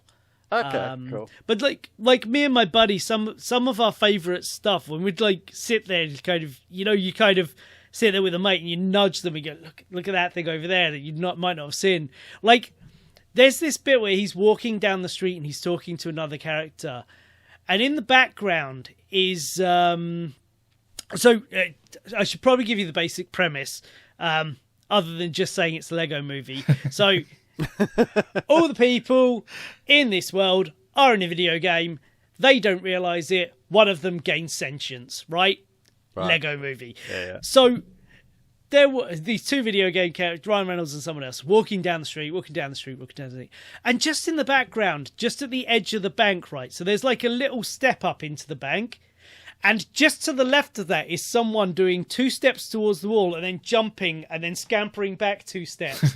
Like where as though they're glitching going in the door because they're slightly off and it's not quite loaded correctly. And there are loads of shit like that in the background, which absolutely makes it. Like, at some point he'll be just, there'll just be someone running and jumping down the street because they think jumping makes them move faster, which is things you do in a video game. It's so good. A lot of stuff like that in there, a lot of background jokes. I've got my Cineworld card, so I saw it there, but if this comes to Netflix or something, I'll definitely give it a second watch, because I'm sure that if you just watch the background, there's probably a whole second movie back there going on. Yeah. And it was one of those movies that we literally only watched because we wanted to see the movie that was on after it. Oh, right. Which was shit, by the way. Reminiscence. Don't go watch it. It ticked all of my boxes of shit I'd like, because it took from Dark City and Inception, 2 of my favourite movies of all time, but was crap. But I digress. But it was literally a case of, this will kill 2 hours till we go to the other thing. And we both had a great time watching it, to the point that I will happily watch it again. And that's a good sign. I'm not saying I'm hard to win over by a movie. I don't go and see a film to not have a good time, but I do tend to have a box something like that. I have a box I'll put in and I'll be like, look, I know there's a limited amount of fun I'm going to have out of this. And when the film then exceeds those expectations, I'm always really pleasantly surprised. And this was one of those times. Oh, nice. Very nice. Should we bring this back to gaming? Have you played any games yeah, this month, I think we should. Waiting for an hour on that subject. Yes, I have. Like I said in the other ones, I'm still playing Assassin's Creed Odyssey. I'm about halfway through it now. Very, very fun. Much better than me. Absolute masterpiece. Fantastic game.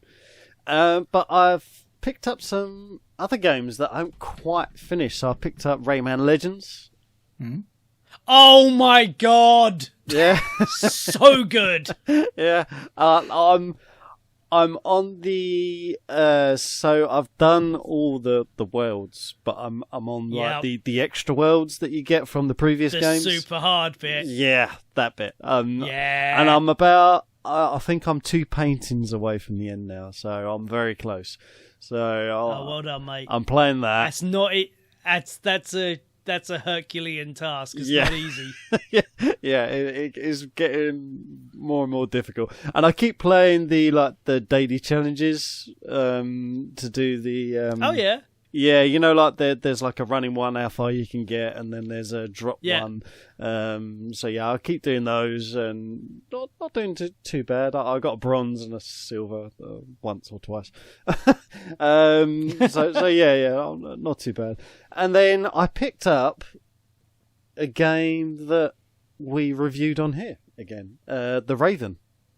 Oh, yes. Ooh. Yeah, I picked up that again. I've kept it on my Xbox because I was really into that when we did the review, and yeah, it's even better than what I thought. It carries on that kind of line. It's really, really good.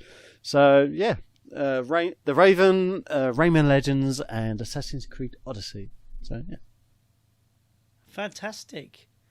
Was I as I mentioned earlier, I've dusted off my Wii to play Metroid Prime 3 Corruption, and I've had it for years, and I've just waited because I've wanted them to do a remastered edition so I can play it with a fucking pad because I hate motion controls. I can just about deal with them, but I don't like them. Sorry, Nintendo, but I just fucking let me play a game with a controller.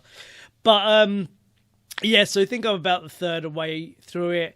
It is obviously excellent. Metroid Prime and Metroid Prime 2 are two of my favourite games of all time.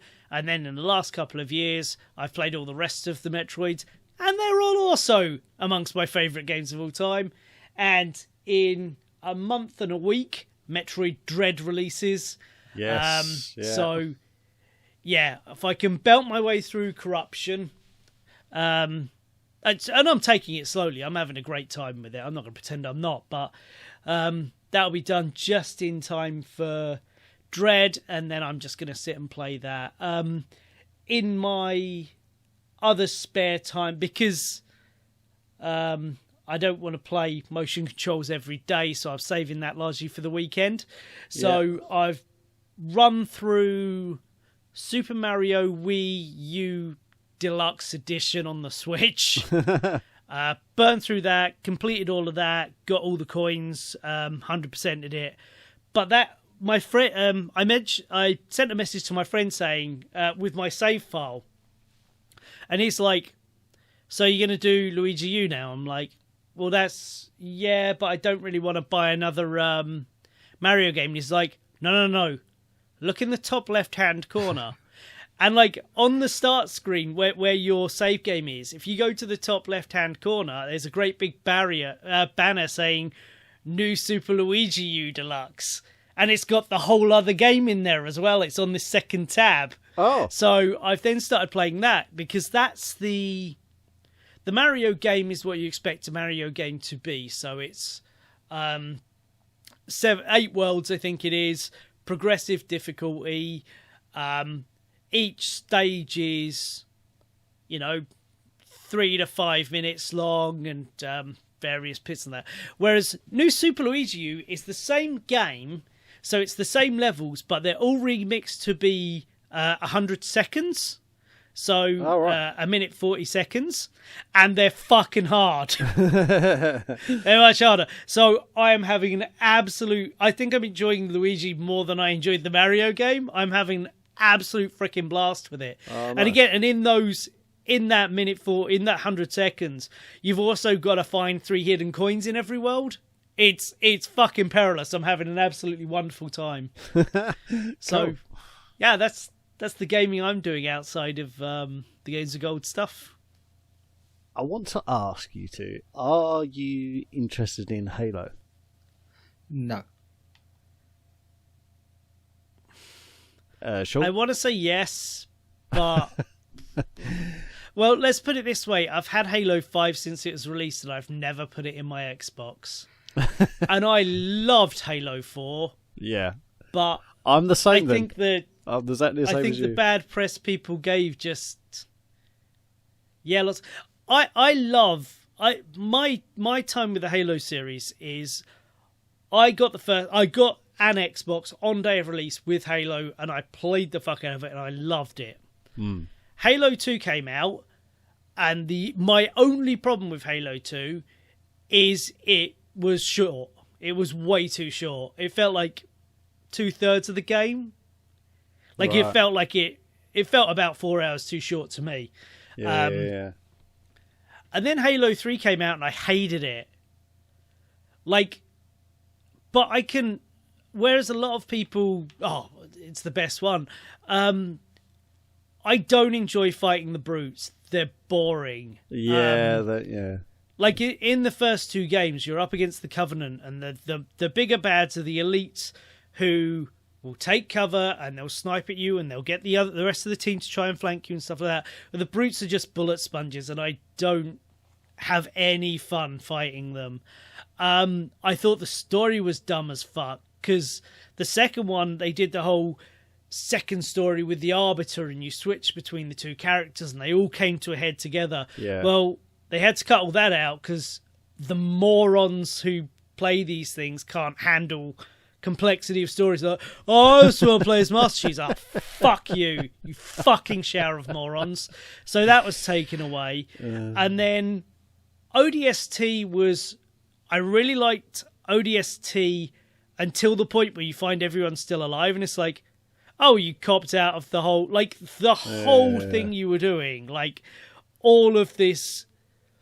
Like, this mood you've set, this dark tone and everything, you completely take it away to the point at the end where one of the aliens you're rescuing lights a fucking cigar. And I'm like, you've ruined it.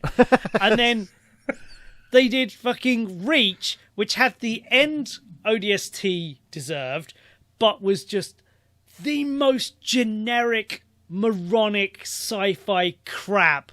Like, right down to the fact that the one character that doesn't get the big heroic death is the one female character. She gets sniped in a Halo game, you know, the thing that you can take headshots all the time, and then the enormous, ridiculous burly men carry her corpse, and it's just like, oh my god, it was yeah.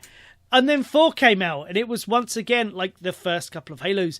It was that hard sci-fi thing, and I love in a sci-fi, I love shit where you've got, right, so here's your sci-fi, here's your main threat, da-da-da-da-da-da-da. That's sorted. What comes next? What always has to come next is, seeded in the first one is, there was something before all of this, and now they're coming back. Oh! That's absolute sci-fi gold to me. I fucking love that shit. I drink it like a fine wine. And I didn't play 5 because I heard the fan reaction to 4 wasn't great because, you know, they told a really good, competent story. It wasn't just the bang bangs. Yeah. And I heard all of that was dialed back for 5, so I just wasn't interested in playing it. Halo is an above average shooter. It's a very good shooter. Yeah, very good. But I'm not playing a shooter. It's not...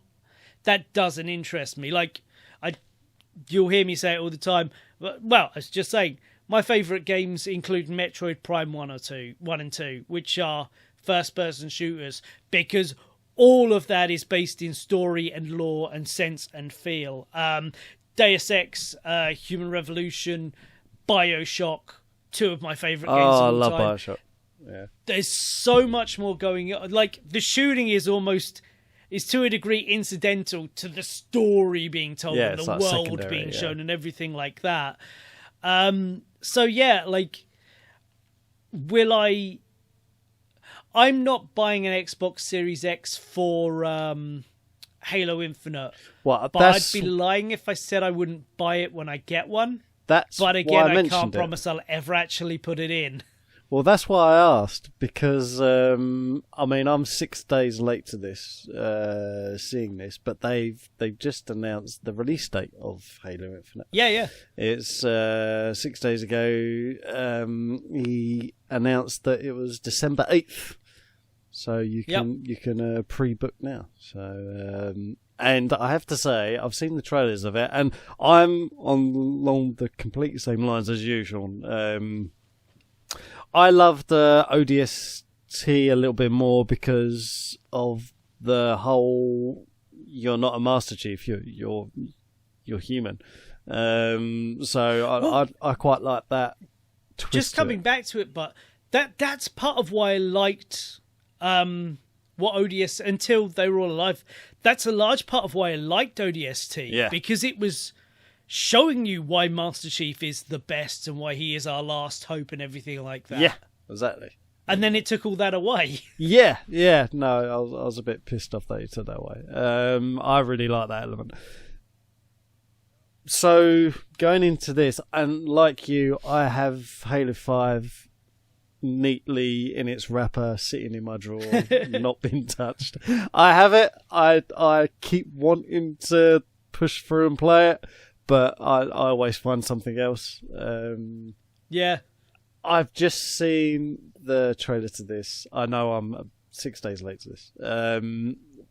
But they've got a lot of new elements in this. And one of the smaller elements that I'm actually quite excited for, purely because I got pissed off so much in the previous games for it, is they've got a grappling gun now that you can shoot at the aircraft to pull you up to the aircraft, so you can hijack the aircraft in midair.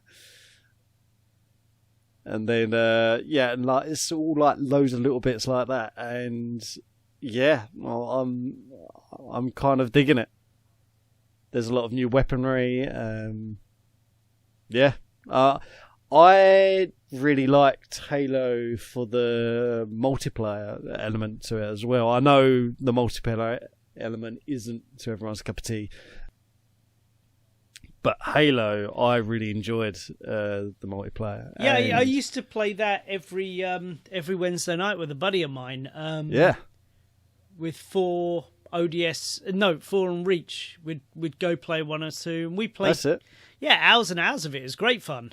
Yeah, well, they've rejigged that as well in this, and with all the new weaponry and stuff. So one of the things I hated about the multiplayer in previous game was any aircraft, like you use, unless you had a gun to shoot the aircraft down, you was effectively defenseless. You couldn't really. Yeah.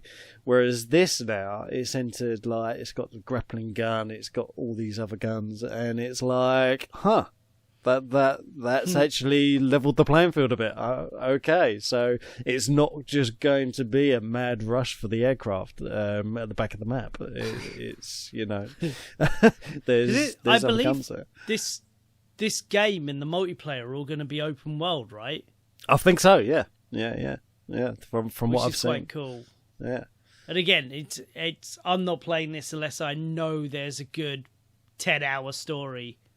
Like, and it doesn't even have to, like, now that they're broadening out to being open world, there's so much more you can do. I mean, if you want to take, for an example, bit of an excessive one, but Far Cry 3 Blood Dragon.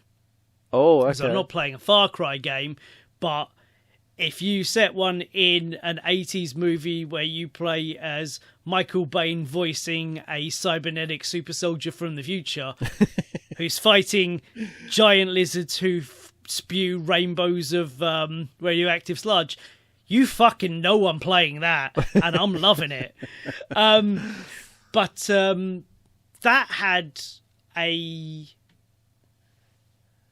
Once you get out into the world, it had these bases to conquer. It's a big open world, and it's got these bases you conquer, and each one you conquer drives the story further a little bit. So, to a degree, it's like a massively scaled-back version of what Bethesda do in their games. You've just not got all the side quests every time you find a little area. It just prods the plot along a little bit like that. Yeah. And then you get the bits where, right, now you have to come to this specific area and do a big plot beat. And, like, you can do an open world Halo game like that, or just leave the player to explore and look around and have this massive fucking gaming expanse where they can walk. Because there's no reason Halo couldn't be doing stuff like that. And it would be so interesting if the story is there as well, and it's not just... a single...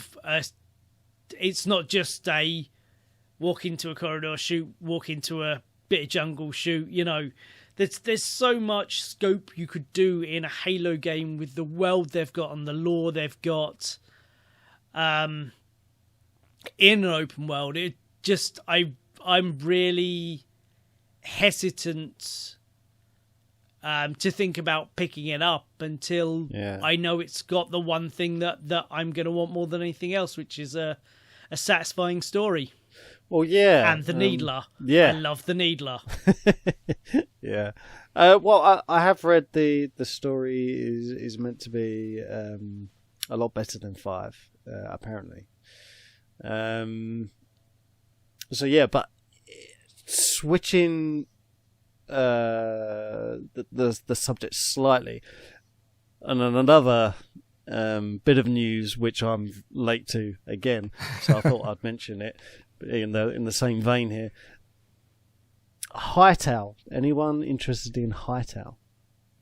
You'll need to tell me what that is. I don't. Yeah, you need to give me some more info on that. I don't know off the top of my head. Hightail is a game that's been developed, and it was okay.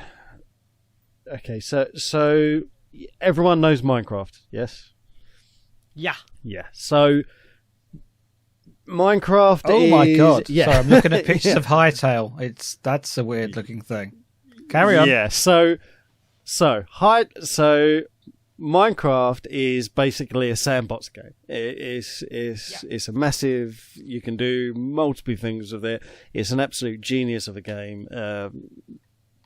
You can always find something within Minecraft that you'll enjoy.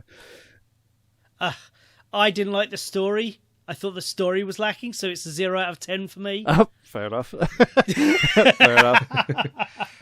However, I'm kidding. So, Of course it is. On PC, there's these big server worlds that do mini games within Minecraft, and one of these servers, the developers of that, took all their experience from that and started making a game, and this game is Hightail. And Hightail, you can see the resemblance of where they've got the design from in Hightail. It's kind of blocky, but it's just a lot more detailed, like hugely so. And it's been in development for, I think it's over 10 years at this point. Wow. It's a long time.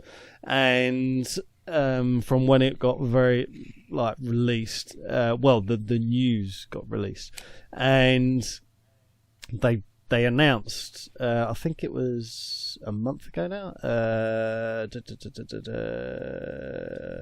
month or two ago, they announced they're not hitting their release date of 2021. They're now shoving it back to 2023. Oh. Yeah. Some of the reasons are that they didn't want to rush elements of it, and that they wanted to expand what they'd already created a lot more, and they wanted more time. So rather than rushing it, they've set the release date back, which got a load of negative thoughts to it. Like the reaction was very negative, but when you think about it, was this kickstarted then? Yeah, kind of. Like that they've been releasing updates on the game development for almost monthly, and then every now and then that they've been releasing these videos of actual gameplay. The game is there, that they've got it, but they're just developing it more. And I can't go into detail, I'll be here forever, but the storyline is huge, and the storyline is based around one world that's got like four different biomes, but there are 3 other worlds that I know of that are in this universe, that they're not touching on yet. So they're giving the game. It is BioShock Infinite. It's basically Infinite. They're creating they're kind of creating a Minecraft scenario where they can keep releasing game stuff to enhance the story and keep this game going. And in hindsight of this pushing it back to 2023, I think it's a good move. I'd much rather developers spend that little bit more time and produce a fucking excellent game rather than rush certain elements of it. And yeah, I've got the game earlier, but it's like parts of it is like being let down because they rushed it. Oh, I completely disagree. I demand they release it on time, which is why I'm very happy that on day of release they spent 50 fucking quid on Cyberpunk 2077, which doesn't play on my Xbox. Don't fucking give me this bollocks about, oh, well, it's supposed to be patched. No, you promised me it's going to work on my fucking Xbox. It doesn't work on my fucking Xbox. I have to wait till I buy an Xbox Series X to play this fucking game I now bought almost a year ago. So yeah, I'm completely with you. Yeah. That was sarcasm. Yeah. I think that was clear, yeah. Just in case. Yeah, no, I got that.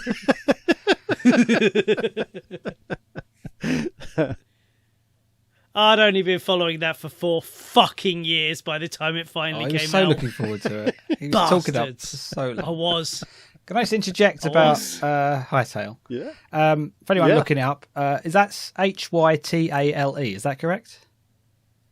Yeah. Yeah, not what I originally looked up, which was HIGH space TAIL.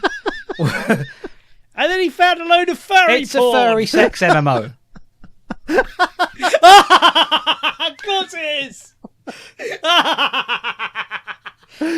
So you thought I was talking about release date to like a porn site? So when I said interesting pictures... No, but Jason's just signed up with his credit card. You're talking about... oh, no, my brain's gone. You're talking about the other game, Minecraft, and I'm looking at it going, well, there's some blocks in it. I can't really see the resemblance to Minecraft. What's this big fox with massive boobs? I don't understand it. Oh, that's brilliant. I love it. So, Hightail has... Is that what you just spell it for you? I will say this. Yeah, no, that's perfect. Hightail, I will say, has a lot of the elements in it that Minecraft doesn't, which I believe, Sean, is why you don't like Minecraft that much. No, I was joking. No. But I've heard not what I game for, but yeah, I've heard like when playing through Minecraft Dungeons and previous videos. Minecraft Dungeons is just a bad game. Yeah, and I remember you mentioning certain aspects of that you don't enjoy. Playing it. That you quite like the game Minecraft, but there's certain aspects of it you don't enjoy. Well, this, even though you can pull similarities between the two, they've completely pulled away from the whole Minecraft thing in terms of that, like, in terms of the gameplay. It's very story driven, even though it's very open world like Minecraft. Yeah. So yeah, it is one to watch out for sure. Yeah. So just news that I'm late on, and maybe people listening to this are also late on, and so yeah. I'm not sure you can use the word news for that. Yeah. Stuff I recently heard. Yeah. So does anyone get any final business as this once again becomes the longest Dinocast to date? I'd like to make a small apology or amendment. It's not an apology.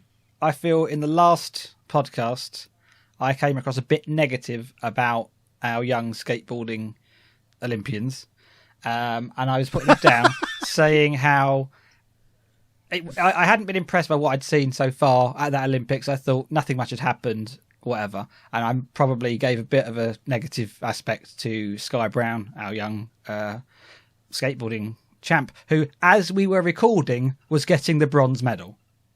I didn't realise it was still going on. So I'd just like to Not even apologise. first of the losers, second of the losers. Oh, rubbish. I thought it was very poetic that you was talking about that, and then she went and won It bronze. was that night we were recording it. I was so annoyed. I thought I'd missed it by about a week. Okay. So I apologise, Sky Brown. Well done. Sure you've been waiting for that. I apologise for nothing. So That's I think, all. is it that time of the podcast where we need to think up of a word? Yes, because I've got to be honest, I was half thinking of dovetailing and smash cutting when Jason found the furry porn site. But yes, we do have other business to discuss. We need a word for you to leave in the comments to prove that you've listened to the end. And I can think of nothing better than Jason is a furry. Just pop that in the comments there for it's a phrase. us. Jason is a furry. We all know it. The rule is, if you type in your name and Sonic the Hedgehog, someone will have made some kind of pervy fan art for it. Jason started that trend. Jason is a furry. Just pop that in the comments there and we'll all know what you mean. Jason is a furry. Love it. Jason is a furry. For tails. And then, of course... Which is not in any way, I might add, to kink shame. If No. you're a furry, if that is how you get off, no shame from me. Free BU, yes. Because we love Jason and we want to encourage all of his... We want him to just be himself. And if himself is a furry, then Jason, we both embrace and encourage Don't judge it. me. You be you, I my will. friend. I'm going off to play Sylvanian You Families. the furry. So, I believe we now need a fake word for those who skip to the end. Okay. Well, I'm going to put in there that fucking Cadbury's caramel bunny was hot, though. Right? Yeah. Do you remember Yes. that? Oh, yeah. From the early 90s, Yeah, that yeah. advert with the super sexy Cadbury's bunny? There's a lot of furries made those days. If I'd have been a bit older, I might have been on the shelf myself. So what we're saying is, if you've made it this far, put Sean is a furry. Yeah, but that's the Perfect. fake one. The real one is You is can't Jason say is it's a the furry. fake one because they're hearing that as well, Sean. There's a game here. Yes, there's a game. Yeah. We have to pretend. The game is that we tell them what a real proper one is that they need to put, and then we put a fake one later I see. after, just in case someone skipped just I to just the think you're end. confusing matters. I thought we were at the end.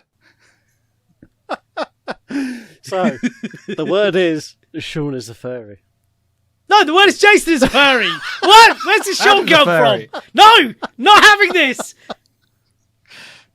Sean, it's the fake word, dude. Shut up. Oh, that's true. What we're saying is, leave a comment. Just say hi. Yeah. Like, Okay. comment, subscribe, be a furry if that's who you are.